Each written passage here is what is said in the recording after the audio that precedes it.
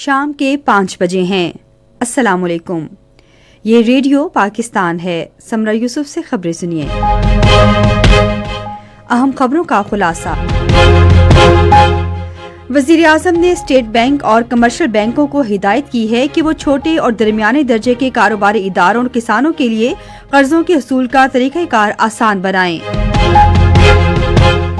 پاکستان اور چین نے دہشت گردی کے خلاف فوری اقدامات کے نظام کو مضبوط بنانے اور پولیس کی تربیت کے تبادلہ پروگراموں کے دائرہ کار کو وسعت دینے پر اتفاق کیا ہے۔ سندھ حکومت نے کچے کے ڈاکوؤں کے خلاف بڑی کارروائی شروع کرنے کا فیصلہ کیا ہے۔ پاکستان اور سری لنکا کے درمیان 3 T20 کرکٹ میچوں کی سیریز کا پہلا میچ آج دمبولا میں کھیلا جائے گا۔ اور اب خبروں کی تفصیل۔ وزیر اعظم محمد شہباز شریف نے اسٹیٹ بینک اور کمرشل بینکوں کو ہدایت کی ہے کہ وہ چھوٹے اور درمیانے درجے کے کاروباری اداروں، نئے کاروبار اور چھوٹے کاشتکاروں کے لیے قرضوں کی فراہمی کے طریقہ کار کو آسان بنائیں۔ انہوں نے یہ بات آج اسلام آباد میں چھوٹے اور درمیانے کاروباری اداروں اور زرعی شعبے کے لیے قرضوں کے حوالے سے ایک اعلیٰ سطح کے اجلاس کی صدارت کرتے ہوئے کہی۔ وزیر اعظم نے کہا کہ نجی شعبے بالخصوص چھوٹے اور درمیانے درجے کے کاروباری ادارے اور چھوٹے کسانوں کو جدید ٹیکنالوجی کے حصول کے لیے قرض کی فراہمی میں سہولت فراہم کرنا حکومت کی اولین ترجیحات میں شامل ہے۔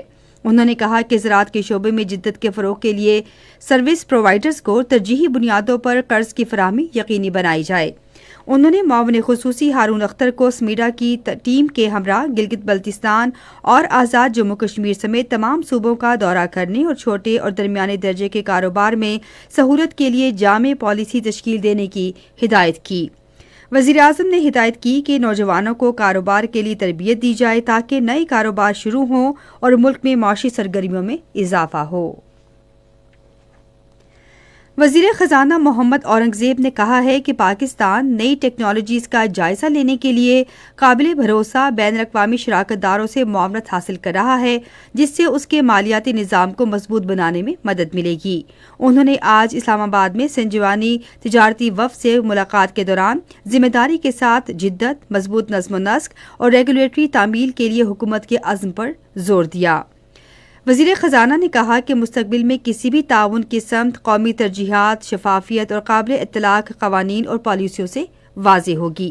وفد نے حکومت پاکستان کے ساتھ شراکت داری میں گہری دلچسپی کا اظہار کیا اور موجودہ اثاثوں کی ٹوکنائزیشن، بلاک چین کی بنیاد پر پلیٹ فارمز، مصنوعی ذہانت کے استعمال کے ذریعے حل اور جدید ڈیجیٹل ڈھانچے جیسے شعبوں میں تکنیکی مہارت، مشاورتی معاونت اور استعداد کار بڑھانے کی پیشکش کی۔ پاکستان اور چین نے دہشت گردی اور جرائم کے خلاف تیزی سے کارروائی کے طریقہ کار کو مضبوط بنانے اور پولیس کے تربیتی تبادلوں کے پروگراموں کے دائرہ کار کو وسعت دینے پر اتفاق کیا ہے۔ یہ اتفاق رائے آج بیجنگ میں وزیر داخلہ محسن نقوی اور ان کے چینی ہم منصب وانگ شیونگ کے درمیان ملاقات میں کیا گیا۔ دونوں جانب سے ہر 3 ماہ بعد جوائنٹ ورکنگ گروپ کا اجلاس بلانے اور سال میں 1 مرتبہ وزراء داخلہ کی ملاقات پر بھی اتفاق کیا گیا۔ چینی وزیر داخلہ نے پاکستان میں چین کے شہریوں اور منصوبوں کی حفاظت کے لیے اقدامات پر اطمینان کا اظہار کیا۔ انہوں نے انسداد دہشت گردی اور اندرونی سیکورٹی پر پاکستان کی کوششوں کو سراہتے ہوئے کہا کہ چین دہشت گردی کے خلاف پاکستان کی قربانیوں کو قدر کی نگاہ سے دیکھتا ہے۔ محسن نقوی نے سائبر کرائمز کی سرکوبی کے لیے چین کی معاونت کا خیر مقدم کیا اور کہا کہ Pakistan national cyber crimes investigation agency کو مستحکم بنانے کے لیے چینی اداروں کی مہارت سے استفادہ کرنا چاہتا ہے۔ وزیر مواصلات عبدالعلیم خان نے کہا ہے کہ کراچی، کوئٹہ اور چمن کو ملانے والی 813 کلومیٹر طویل پاکستان ایکسپریس وے N25 آئندہ 2 سال میں مکمل ہوگی۔ انہوں نے آج اسلام آباد میں گورنر بلوچستان جعفر خان مندوخیل سے گفتگو کرتے ہوئے کہا کہ شاہراہوں کے قومی ادارے نے اس منصوبے پر پہلے ہی کام شروع کر دیا ہے۔ عبدالعلیم خان نے کہا کہ بلوچستان میں زیر تعمیر N25 پاکستان ایکسپریس وے بین الاقوامی معیار کے عین مطابق ہوگی۔ انہوں نے باہمی دلچسپی کے مختلف امور اور ملک کی موجودہ سیاسی صورتحال پر بھی تبادلہ خیال کیا۔ سندھ حکومت نے صوبے کے کچے کے علاقے میں ڈاکوؤں کے خلاف بڑا آپریشن شروع کرنے کا فیصلہ کیا ہے۔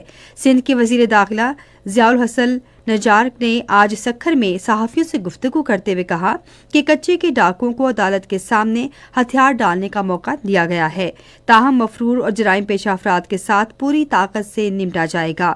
وزیر داخلہ نے کہا کہ سندھ پولیس ان سے نمٹنے کی پوری صلاحیت رکھتی ہے۔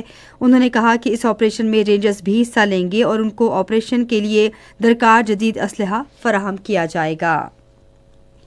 پاکستان اور سری لنکا کے درمیان 3 T20 کرکٹ میچوں کی سیریز کا پہلا میچ آج سری لنکا کے شہر دمبولا میں کھیلا جائے گا۔ میچ پاکستان کے معیاری وقت کے مطابق شام 6:30 بجے شروع ہوگا۔ اسی کے ساتھ خبریں ختم ہوئیں۔ مزید خبروں اور تجزیوں کے لیے آئیے ہماری ویب سائٹ radio.ua.pk پر اور فیس بک کے link radio Pakistan news official پر براہ راست ویڈیو اسٹریمنگ بھی ملاحظہ کیجیے۔